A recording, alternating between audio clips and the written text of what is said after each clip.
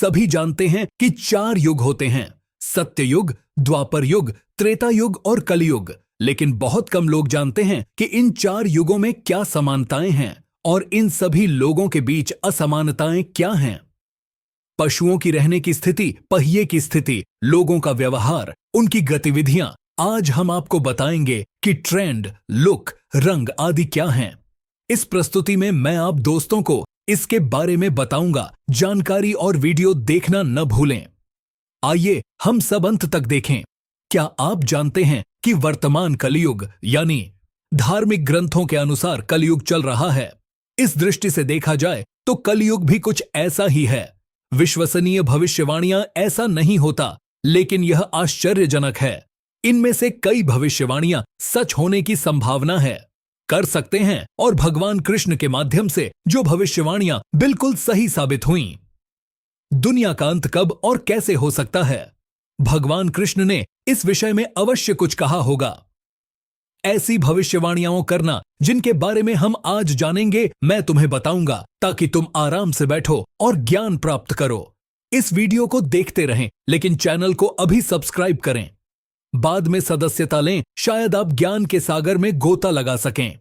यदि आप आवेदन करते समय भ्रमित न हो जाएं, तो सुनिए दोस्तों। सबसे पहले हम आपको स्वर्ण युग के बारे में बताएंगे। हम आपको उस युग के बारे में बताएंगे जब धर्म के 4 स्तर थे। वह धर्म 100% था और पाप नगण्य था, यानी शून्य। इस युग में किसी ने कोई पाप नहीं किया है, और आश्चर्य की बात है कि इस युग में मनुष्य इसकी लंबाई 32 फीट या 130 हाथ बताई गई थी। और इस युग में एक सत्यवादी राजा है, हरिश्चंद्र भी सत्य के प्रचारक थे। अपने परिवार की रक्षा के लिए और अंततः त्रेता में उन्होंने अपना बलिदान भी दिया था। उस युग में एक आदमी की ऊंचाई 21 फीट या 14 फीट थी। इस युग में धर्मग्रंथों को हाथ से लिखा गया है। पाप का अनुपात 25% है और पुण्य का अनुपात 25% है। इस युग में यह अनुपात 75% है। श्री भगवान हरि विष्णु ने वामन और राम का वध किया। इस युग में राजा बलि ने अवतार लिया था। भगवान वामन को 3 पग भूमिदान में दी गई और भगवान वामन ने 3 पग में उसका वध कर दिया। राक्षस राजा ने संपूर्ण ब्रह्मांड को नाप लिया था। सीता का अपहरण करने के बाद रावण ने उन्हें छुआ तक नहीं, सक्षम नहीं था।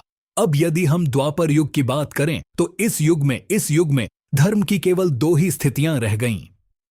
वह आदमी करीब 11 फीट लंबा था, यानी करीब 11 फीट लंबा, कि हाथ तो 7 ही हैं और पाप पुण्य के लिए कोई कुछ नहीं कर सकता।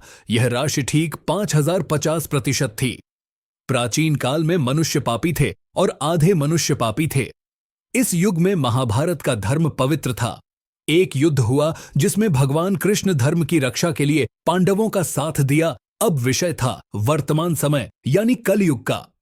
यदि हम ऐसा करेंगे तो इस युग में धर्म का केवल एक ही स्थान होगा। इस युग में औसत मानव जीवन काल कितना रहा है? लंबाई करीब 1.5 फीट, यानी मात्र इस युग में धर्म के 3.5 हाथ इस युग में अर्थात 1/4 शेष रह जाता है। इसमें पाप का प्रतिशत 75% है, जबकि पुण्य का प्रतिशत केवल 25% है। भगवान कृष्ण कलयुग के बारे में यह कहते हैं, कलयुग में ऐसा होगा जिसमें स्त्रियां सिर्फ अपने बालों की वजह से खूबसूरत बने। कलयुग में स्त्रियां अपने गरीब पतियों पर गर्व करेंगी। और अमीरों के पास चला गया, उस समय केवल अमीर पुरुष ही महिलाओं से संपर्क करेंगे।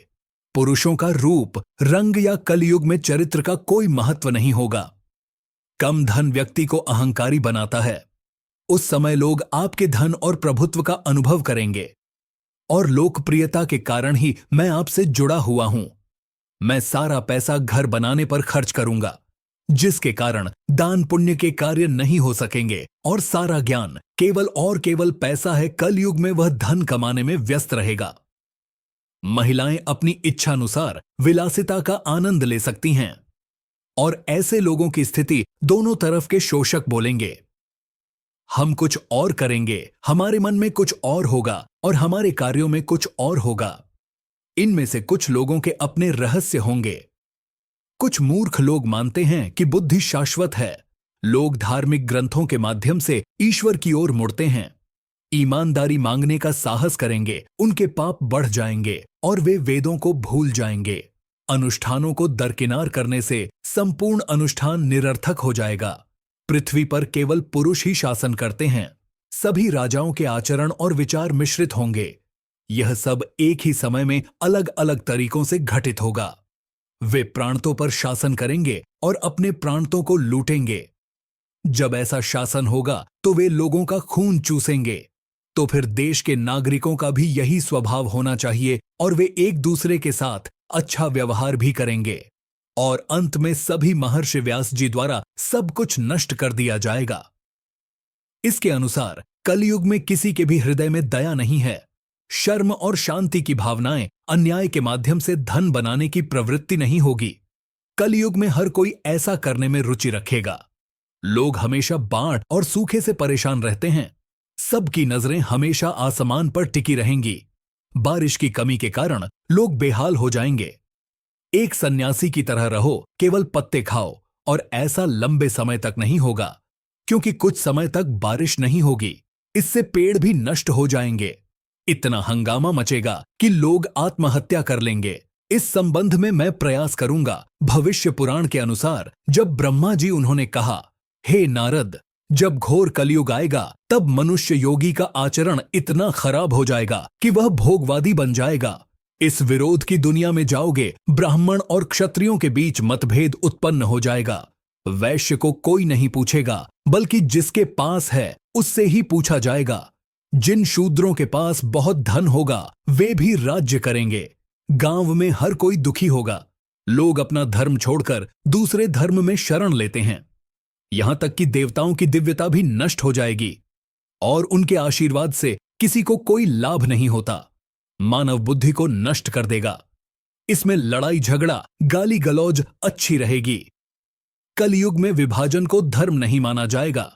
शिष्य अपने गुरु का गुरु बन जाता है और उसे अपना बना लेता है। बेटे भी अपने पिता के धर्म का पालन करेंगे। किसी भी कुल में जन्मा कोई भी व्यक्ति इसका पालन नहीं करेगा। कलयुग में जो बलवान होंगे उनके अतिरिक्त और कोई छोटा क्यों होगा। मैं सबका स्वामी बनूंगा। अर्षि व्यास उनके अनुसार इस युग में पाप बहुत भयानक होगा। 10 से 11 साल की लड़कियां 13 साल की हैं। लड़कों के साथ यौन संबंध बनाना और संतान पैदा करना जब कलयुग आएगा तो वह मनुष्य को हानि पहुंचाना शुरू कर देगा। औसत आयु केवल 20 वर्ष तक सीमित है। मैं ब्रह्मवैवर्त पुराण के अनुसार चलूंगा। उस घोर कलयुग में मनुष्य की अधिकतम आयु केवल 3 वर्ष होगी और